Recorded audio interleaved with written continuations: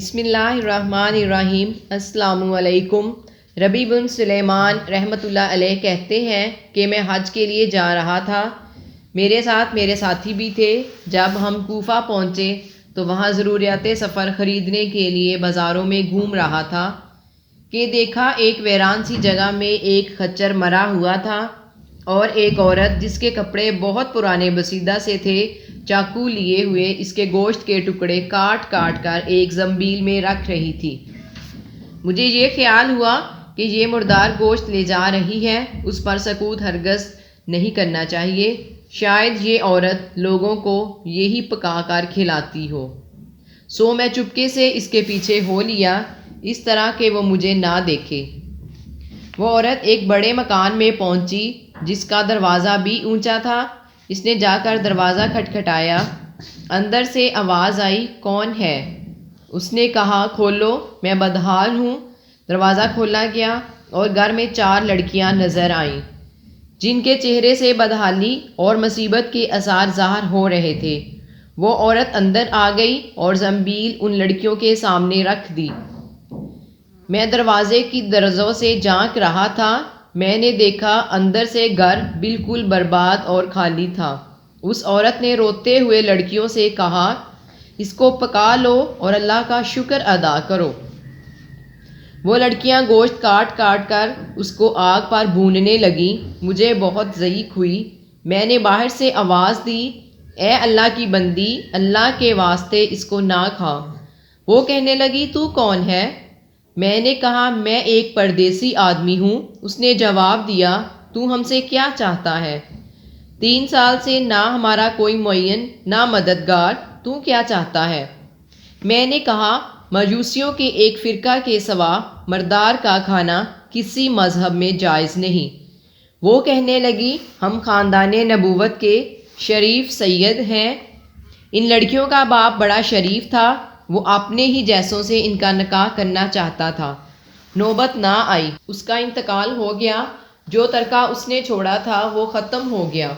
ہمیں معلوم ہے کہ مردار کھانا جائز نہیں، لیکن اس درار میں جائز ہوتا ہے۔ ہمارا 4 دن کا فاقہ ہے۔ ربیع کہتے ہیں، اس کے حالات سن کر میں بے چین ہو گیا اور اپنے ساتھیوں سے آ کر کہا، میرا تو حج کا ارادہ نہیں رہا۔ سب نے سمجھایا لیکن میں نے کسی کی نہیں سنی۔ میں نے اپنے کپڑے اور احرام کی چادریں اور جو سامان میرے ساتھ تھا وہ سب لیا اور نقد 600 درہم وہ لیے اور ان میں سے 100 درہم کا آٹا خریدا اور باقی درہم آٹے میں چھپا کر اس بڑھیا کے گھر پہنچا اور یہ سب سامان اور آٹا وغیرہ اس کو دے دیا۔ اس نے شکر ادا کیا اور کہنے لگی، اے ابن سلیمان، اللہ تیرے اگلے پچھلے گناہ معاف کرے اور تجھے حج کا ثواب عطا کرے اور اپنی جنت میں تجھے جگہ عطا فرمائے اور ایسا بدل عطا فرمائے جو تجھے بھی ظاہر ہو جائے۔ ربیع کہتے ہیں، حج کا قافلہ روانہ ہو گیا۔ میں ان کے استقبال کے لیے کوفہ ہی رکا رہا تاکہ ان سے اپنے لیے بھی دعا کرواؤں۔ جب حجاج کا ایک قافلہ میری آنکھوں کے سامنے سے گزرا تو مجھے اپنے حج سے محرومی پر بہت افسوس ہوا اور رنج سے میرے آنسو نکل آئے۔ جب میں ان سے ملا تو میں نے کہا، اللہ تمہارا حج قبول کرے اور تمہارے اخراجات کا بدل عطا فرمائے۔ ان میں سے ایک نے کہا کہ یہ کیسی دعا ہے؟ میں نے کہا، اس شخص کی دعا جو دروازہ تک کی حاضری سے محروم ہو۔ وہ کہنے لگے، بڑے تعجب کی بات ہے، اب تو اس سے بھی انکار کرتا ہے؟ تو ہمارے ساتھ عرفات کے میدان میں نہیں تھا؟ تو نے ہمارے ساتھ رمی جمرات نہیں کی؟ تو نے ہمارے ساتھ طواف نہیں کیے؟ میں اپنے دل میں سوچنے لگا، یہ اللہ کا لطف ہے۔ اتنے میں میرے شہر کے حاجیوں کا قافلہ آ گیا۔ میں نے کہا، اللہ تمہاری صحیح مشکور فرمائے، تمہارا حج قبول فرمائے۔ وہ بھی کہنے لگے، تو ہمارے ساتھ عرفات پر نہیں تھا؟ رمی جمرات نہیں کی تو نے ہمارے ساتھ؟ اب انکار کر رہا ہے۔ ان میں سے ایک شخص آگے بڑھا اور کہنے لگا، بھائی انکار کیوں کرتے ہو؟ تم ہمارے ساتھ مکہ میں نہیں تھے یا مدینہ میں نہیں تھے؟ جب ہم قبر اطہر کی زیارت کر کے باب جبرائیل سے باہر کو آ رہے تھے، اس وقت ازدحام کی کثرت کی وجہ سے تم نے یہ تھیلی میرے پاس امانت رکھوائی تھی۔ جس کی مہر پر لکھا ہوا ہے ما عملنا ربا، جو ہم سے معاملہ کرتا ہے نفع کماتا ہے۔ اس نے کہا یہ لو اپنی تھیلی واپس۔ ربی رحمۃ اللہ علیہ کہتے ہیں میں نے اس تھیلی کو کبھی اس سے پہلے نہیں دیکھا تھا۔ اس کو لے کر میں گھر واپس آیا، عشاء کی نماز پڑھی، اپنا وظیفہ پورا کیا، اسی سوچ میں جاگتا رہا کہ آخر یہ قصہ کیا ہے۔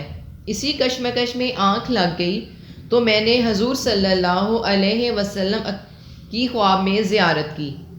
حضور صلی اللہ علیہ وسلم نے تبسم فرماتے ہوئے ارشاد فرمایا، اے ربی رحمۃ اللہ علیہ، آخر ہم کتنے گواہ اس پر قائم کریں کہ تو نے حج کیا ہے، تو مانتا ہی نہیں۔ بات یہ ہے کہ جب تو نے اس عورت پر جو میری اولاد تھی صدقہ کیا، اپنا حج کا ارادہ ملتوی کیا تو اللہ نے اس کا نعم البدل تجھے عطا فرمایا۔ اللہ نے ایک فرشتہ تیری صورت بنا کر اس کو حکم دیا کہ وہ قیامت تک ہر سال تیری طرف سے حج کیا کرے، اور دنیا میں تجھے یہ عوض دیا کہ 600 درہم کے بدلے 600 دینار اشرفیاں عطا کی۔ ربی رحمۃ اللہ علیہ کہتے ہیں جب میں سو کر اٹھا تو اس تھیلی کو کھول کر دیکھا تو اس میں 600 اشرفیاں تھیں۔ اللہ تعالی ہم سب کو اچھے راستے پر چلنے کی توفیق عطا فرمائے، اور جو اس دنیا سے جا چکے ہیں ان کی مغفرت فرمائے، آمین۔ اگر ہماری ویڈیوز آپ کو پسند آئیں تو ہمارے چینل کو سبسکرائب کریں اور بیل آئیکن کے بٹن کو لازمی دبائیں تاکہ نئی آنے والی ویڈیوز آپ تک پہنچ سکیں۔